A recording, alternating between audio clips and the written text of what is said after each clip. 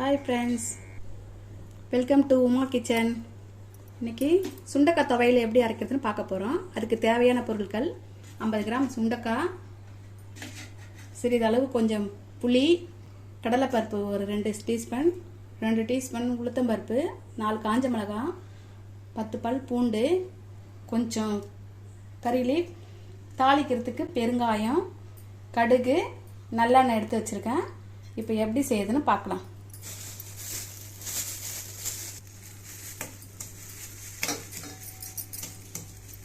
இந்த மாதிரி நசுக்கி விதையெல்லாம் நீக்கிட்டு தண்ணியில் போட்டு தண்ணி ஈரம் இல்லாமல் எடுத்து வச்சுக்கோங்க.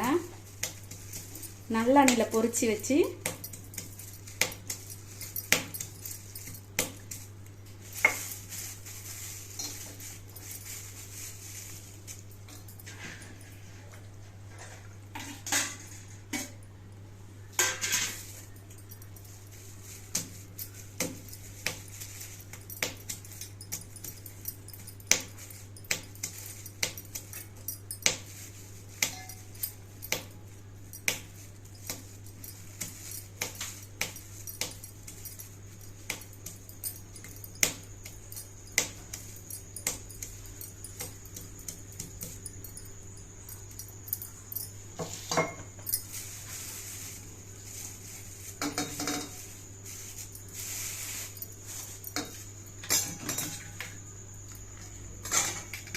இப்படி அலசிட்டு விதையெல்லாம் நீக்கி அலசி எடுத்து தண்ணி இல்லாமல் இப்படி புழிஞ்சு எடுத்துருங்க. ஈரம் இருக்கக்கூடாது. சொட சொடன்னு மேலெல்லாம் எண்ணெய் தெரிக்கும்.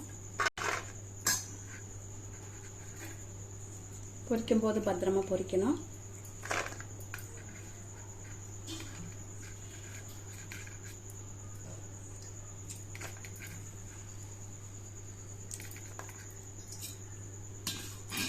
எப்படி பொரிக்குதுன்னு பார்க்கலாம். காஞ்ச மிளகாயை பொடியை கிள்ளி வச்சுருங்க. பெருசு பெருசாக இருந்தால் மிக்சியில் போட்டு அரைப்படாது, திப்பி திப்பியாக இருக்கும். சாப்பிட்டா அரையணும்னா இந்த மாதிரி தூளாக மிளகாவை கிள்ளி வச்சுருங்க. கையில் கிள்ளினாலும் கத்திரிக்கோள் இருந்தாலும் கட் பண்ணி வச்சுக்கோங்க. கையில் கிள்ளி இந்த மாதிரி பொடியை மிளகாயை கிள்ளி வச்சிட்டிங்கன்னா அரைக்கிறதுக்கு ஈஸியாக இருக்கும். கண்ணில் கிள்ள வச்சிடாத பத்திரம். இல்லைன்னா நீங்கள் சிசர் எடுத்து கட் பண்ணி வச்சுக்கோங்க காஞ்ச மிளகாவை. நான் கையில் கிள்ளியிருக்கேன். இப்போ எப்படி பொரிக்கிறதுன்னு பார்ப்போம்.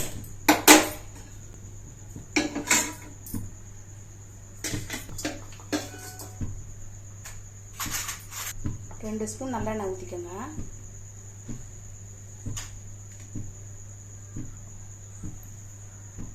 நான் 2 ஸ்பூன் நல்லெண்ணெய் ஊற்றிருக்கேன். அதில் கடலைப்பருப்பு சேர்த்துருங்க.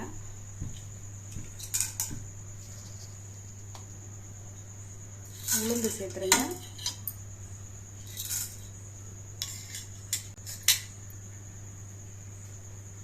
பூண்டு,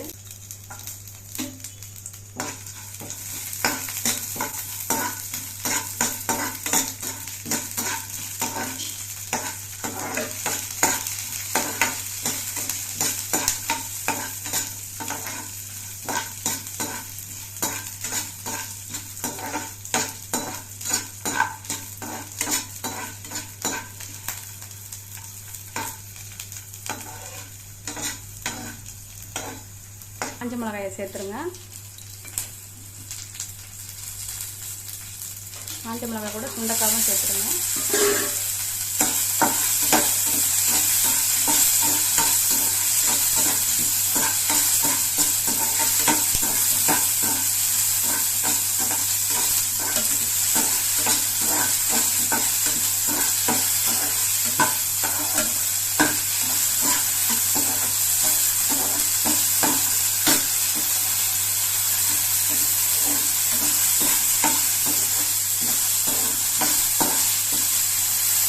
தேவைப்பட்டால் நல்லெண்ணெய் ஊற்றிக்கோங்க. அப்படி வேணான்னா கோல்டு வினர் சேர்த்துக்கலாம்.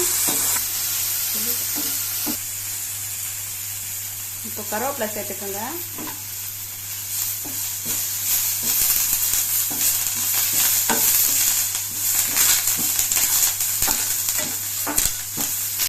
இப்போ இப்போ ஆஃப் பண்ணிக்கலாம். இப்போ அரைச்சி எடுக்கலாம்.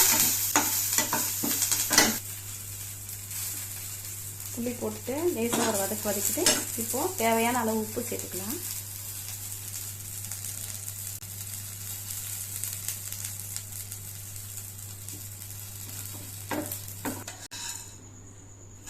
இப்போது நம்ம இதை வதக்கின சுண்டைக்காவை ஆற வச்சு இப்போ இந்த ஜாரில் போட்டு அரைக்கலாம். தேவைப்பட்டால் தேங்காய் கூட இதில் சேர்த்துக்கலாம். தேங்காயும் நல்லா டேஸ்ட்டாக இருக்கும்.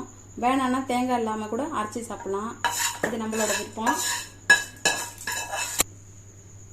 கம்மியாக தண்ணி விட்டுக்குங்க. ரொம்ப தண்ணி வேணாம், மீடியமாக தண்ணி ஊற்றி அரைச்சி எடுத்தாச்சு. இப்போ வந்து தாளிக்கிறது எப்படின்னு காமிக்கிறேன்.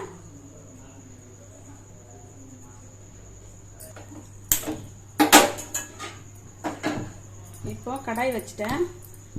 இப்போ தாளிக்கிறது எப்படின்னு காமிக்கிறேன்.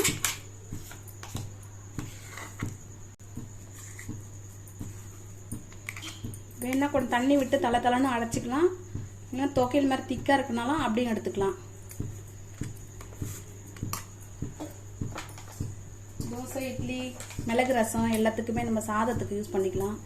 தோசை, இட்லி அந்த மாதிரி யூஸ் பண்ணிக்கலாம். தலை அரைச்சி தேங்காய் கூட சேர்த்து தலை அரைச்சி தண்ணி விட்டு இட்லி தோசைக்கு யூஸ் பண்ணிக்கலாம். இப்படி திக்காக அரைச்சா சாப்பாட்டுக்கு ரச சாதம் மிளகு ரசம் வச்சுட்டு சாப்பாட்டுக்கு தொட்டு சாப்பிடலாம், டேஸ்ட்டாக இருக்கும்.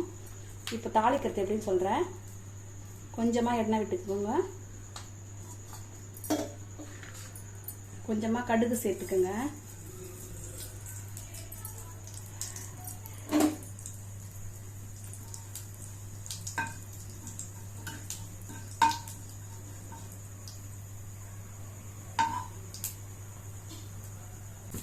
லைட்டாக கொஞ்சம் போல் பெருங்காயத்தூள் சேர்த்துக்கோங்க.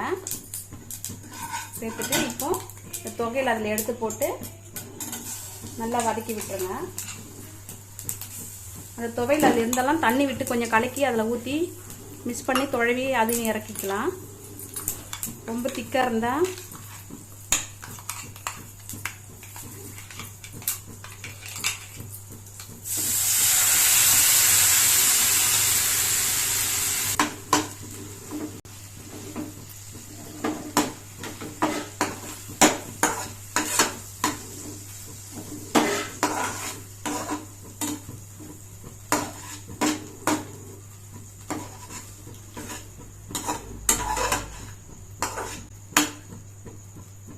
துவையல் ரெடி ஆயிடுச்சு.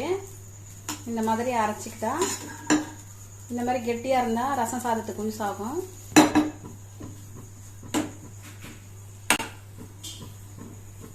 சுவையான சுண்டக்காய் துவையல் ரெடி ஆயிடுச்சு பாருங்க.